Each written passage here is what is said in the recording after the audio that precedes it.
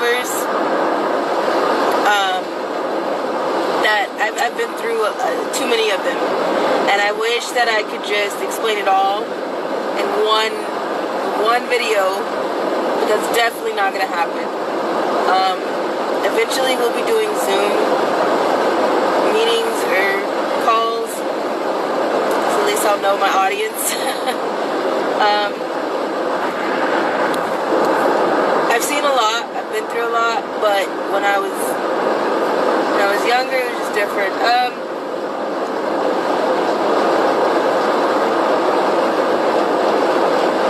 There was a lot of daycares, a lot of babysitters, that a lot of my preschools that had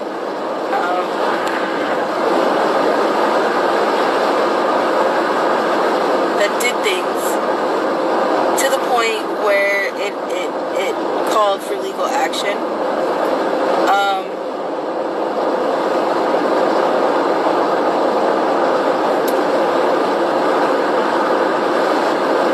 Miss you too, Chase. Love you.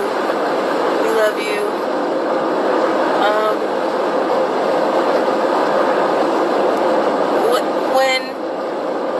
Okay, so one time, and again, this daycare is still thriving. This daycare is still alive today. This daycare is still a sister facility everywhere.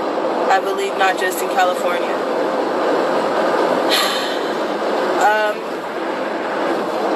I don't even know how old I was. I think I was probably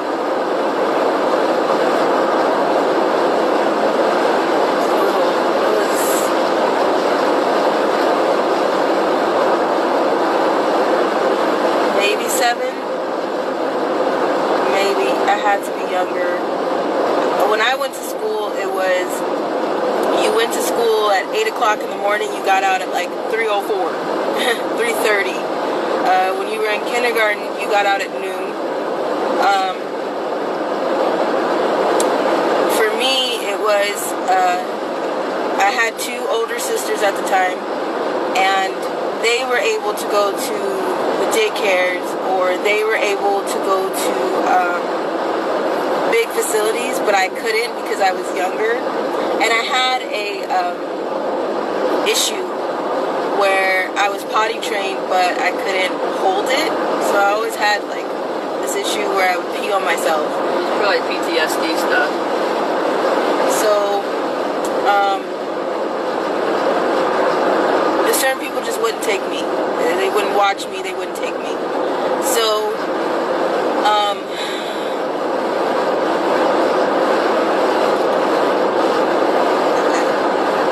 I had to go to this daycare with the younger kids. I think I had to be younger. I think I was in kindergarten, maybe 1st grade, maybe. So I had to be. I was probably about 6. Getting younger every time on. But I was kindergarten or 1st grade because you got out early.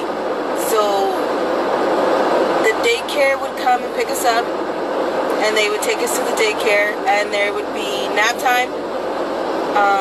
There'd be a snack, and when you wake up from your nap time, you can play a little bit, but then when you wake up from your nap time, then usually the older kids were coming in and they were getting out of school.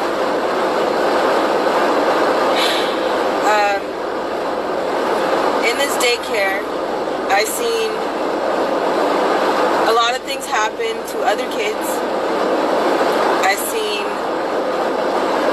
the daycare workers do stuff to the babies that were dropped off there, because the babies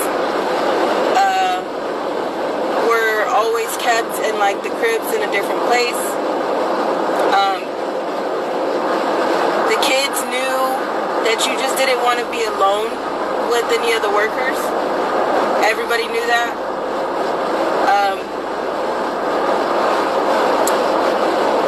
There were kind of these little nooks and hallways in the daycare, and how can I breathe? There is this lady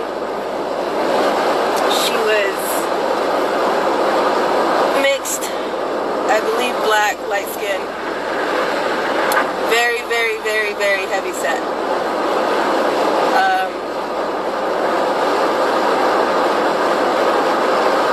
I remember screaming at the top of my lungs. I remember throwing things. I remember tearing up the entire daycare. She had touched me, and she told me that she was going to take me while everybody else had nap time, and that me and her were going to go for nap time. I flipped out.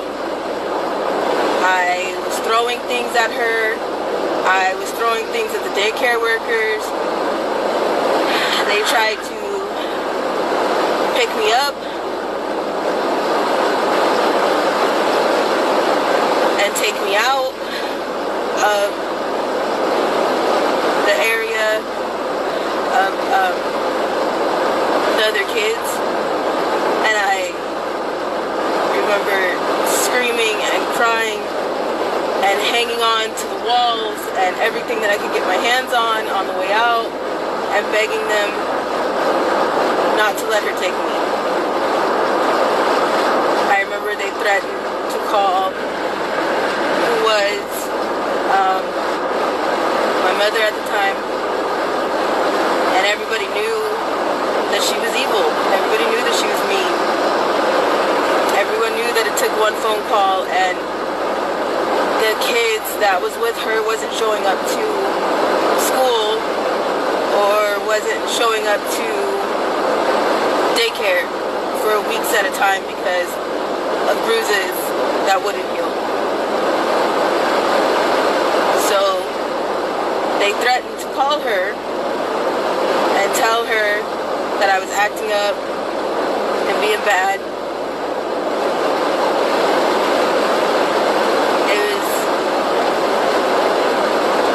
Something that was well known for this daycare.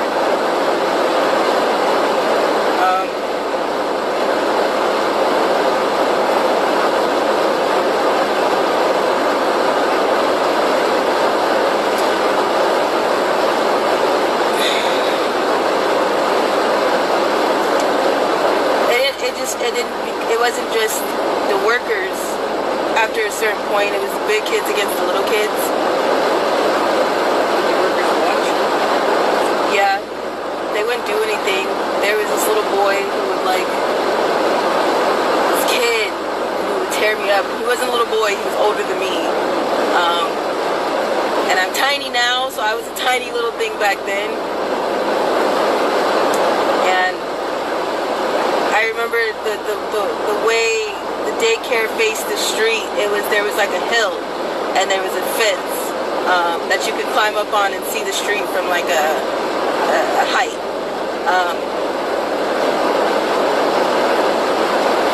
And I remember I used to run from this kid, and he would slam me against this gate and try to touch me, and the workers did nothing. They would watch, they would laugh. I remember at one point they came up with like a line on the playground to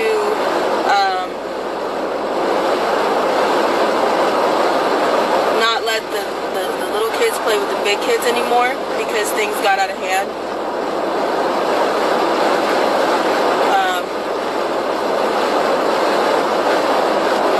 So it wasn't just the daycare workers, it was the kids against the kids. And it was because the kids saw what the daycare workers would do to other kids.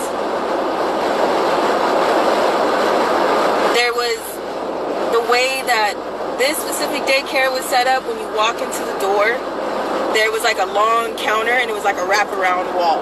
So you couldn't walk in and see what was going on into the daycare. You would have to keep walking and wrap around this hallway until you got inside the daycare. And it was perfect because parents couldn't just walk into the daycare. They always knew when somebody was coming. And if you are there all the time, your parents are at work, you know that your parents are going to tell you don't act up and just drop you back off. you're not going to say anything or tell on the workers because things could get worse for you. So a lot of people, kids just kept their mouths shut when your family came to pick you up. They would come pick me up and I had black eyes and clothes torn up and messed up, and she played really hard today. She was messing around with that little boy, playing around with that little boy today. And there was always an excuse of how it was my fault.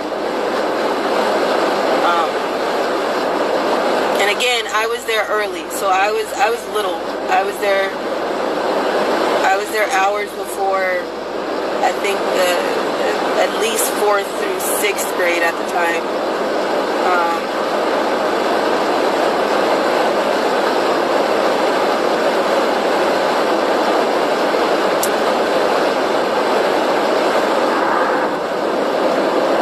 There was a lot of daycares like that. There was a lot of... Did you attend any daycares that were decent or good? No. So like I've told you before, in her sophomore, junior year of high school, she was in 19 foster homes, 19 high schools, and they were all corrupt and they were all bad. It's the same with the daycares. By my estimate, she's probably been 20 daycares, not including elementary school, not including preschool and private babysitters.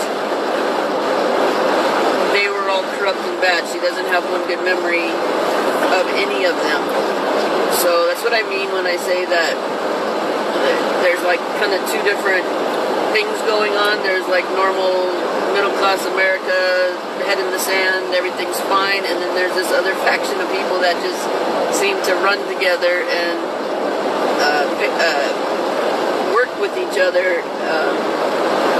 The law of averages would say at some point you would have to have a decent somebody, but that's not the case, and that's kind of how SRA works. They kind of stay in their own circles and work in their own circles.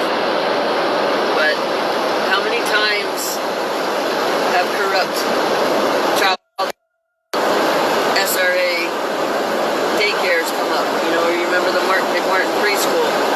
Who got the blame for that? The kids. The kids got the blame for that. The kids were the ones that were lying on the adults. You can take what those kids at McMartin preschool said and put it up against kids in Australia that have come out about things going on in their preschool, and they'll match. That's just impossible.